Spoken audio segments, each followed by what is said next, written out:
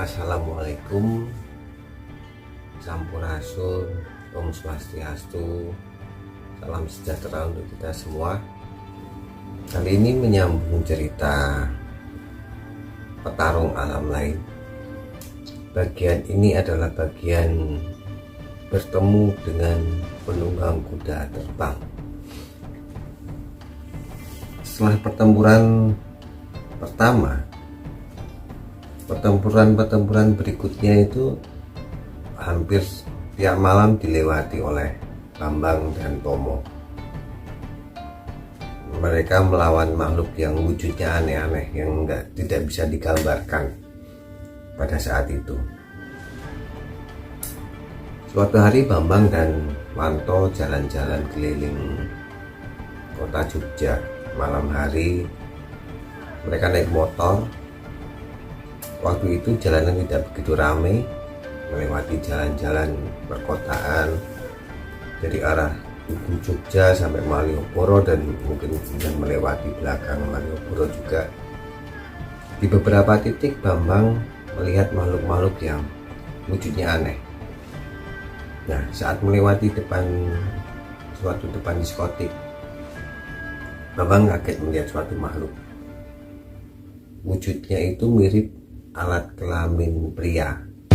Bambang tanya pada Wanto kan waktu itu, "Wan, sepengetahuanmu itu makhluk apa?" tanya Bambang.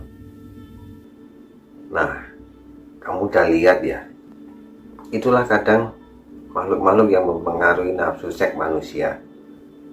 Golongan mereka tidak dapat dilihat oleh sembarang orang. Bahkan ada wujud-wujud yang mencerminkan sifat-sifat negatif manusia. Lama-lama kamu akan tahu wujudnya apa saja," kata Wanto kepada Bambang.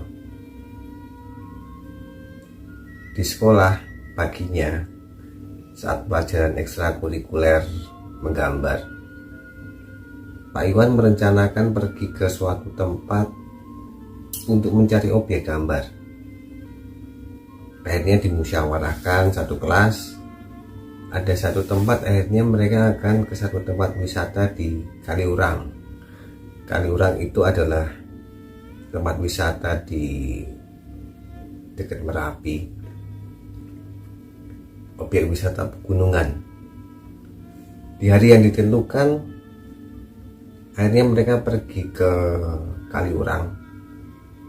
Awalnya semangat menggambar, dipilihlah naik dari Telaga Putri ke atas.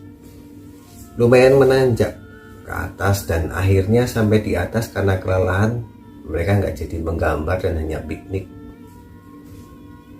Bambang berdiri di atas lembah yang di bawahnya sungai, dan di seberang sungai itu adalah Bukit Turgo. Bukit itu terkenal karena ada makam Syekh Jumadil Kubro di puncak bukitnya. Bambang melihat indahnya pemandangan. Sebelah kanan Merapi dan sebelah kiri adalah kota Yogyakarta. Tiba-tiba dari arah Merapi itu melesat kuda terbang tanpa sayap berwarna coklat dan dikendarai satu sosok berbaju lurik, pakaian Jawa. Kuda itu terbang di atas sungai yang memisahkan Kaliurang dan Bukit Turgo. Bambang kaget waktu itu, karena itu pertama kali dia melihat, tapi disimpan di dalam hati. Dia bingung apa yang dia lihat barusan. Sosok berpakaian lurik dan menunggang kuda itu arahnya ke selatan, ke arah kota Jogja. Anehnya, pada saat sosok itu melewati di depan Bambang, sosok itu menengok ke arah Bambang dan tersenyum. Di suatu malam, setelah beberapa hari dari Kaliurang, Bambang meditasi seperti biasanya. Setelah meditasi, tiba-tiba ada angin. Padahal ruangan kamar Bambang itu tertutup, tidak ada pintu terbuka maupun jendela terbuka. Bambang kaget dari mana arah angin itu datang. Saat Bambang menengok ke belakang, seekor kuda besar berwarna coklat mengkilap berdiri, dan di sampingnya sosok manusia berpakaian lurik coklat, celana hitam selutut, dan pinggangnya juga diikat selembar kain terbelah sampai lutut, dan memakai belangkon warna coklat tua, dan di pinggangnya pinggang belakang itu terselip keris. Sosok pria itu tersenyum ke arah Bambang. Dan ini percakapan sebenarnya dalam bahasa Jawa, tapi saya terjemahkan ke bahasa Indonesia. Selamat malam anak mas. Perkenalkan, saya Ki Jaga. Kita pernah bertemu di Kaliurang. Bambang kaget, panik, dan grogi saat itu. Benar Pak, saya melihat Bapak mengendarai kuda terbang menyusuri atas sungai dari utara ke selatan. Dan sekarang saya terus terang kaget. Kenapa Bapak bisa sampai ke sini? Jangan panggil Bapak, panggil saja Ki Jaga, kata sosok itu. Pertemuan kita memang sudah jalannya, nak mas. Jalannya kita harus bertemu. Saya kesini untuk mendampingi anak mas menjalankan tugas. Dan Bambang semakin terkejut waktu itu. Bapak berasal dari mana? Tanya Bambang. Saya dari Keraton Merapi. Saat ini sedang ada ontran-ontran di sana. Karena hal itu saya tidak mau terlibat di pihak manapun. Makanya saya sebenarnya keluar dari keraton. Tidak sengaja ketemu anak mas. Dan kebetulan juga anak mas ini adalah salah satu dari sekian banyak keturunan guru saya terdahulu.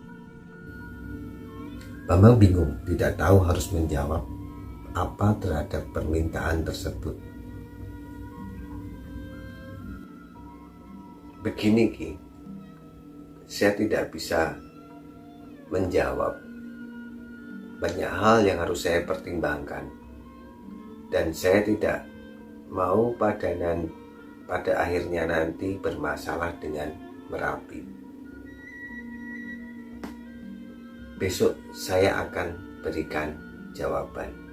Baik anak mas, besok saya akan kembali lagi ke sini. Apapun jawaban dari anak mas akan saya hormati. Permisi anak mas. Kemudian Ki Jaga melompat menaiki kuda. Kemudian kuda itu terbang ke atas. Bambang bingung terhadap kejadian ini. Banyak pertanyaan dalam diri Bambang. Siapa leluhur Bambang yang dimaksud Ki Jaga menjadi gurunya? Apa yang terjadi di Keraton Utara? Dan apa yang akan disampaikan Bambang kepada Ki Jaga, sang penunggang kuda terbang? Teman-teman, terima kasih sudah menyimak cerita Bambang si petarung alam lain. Agar tidak ketinggalan cerita, teman-teman bisa klik subscribe, dan jika suka cerita ini bisa like.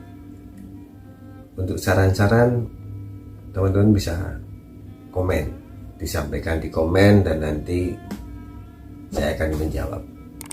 Sekian dulu petarung alam lain bagian ini. Terima kasih.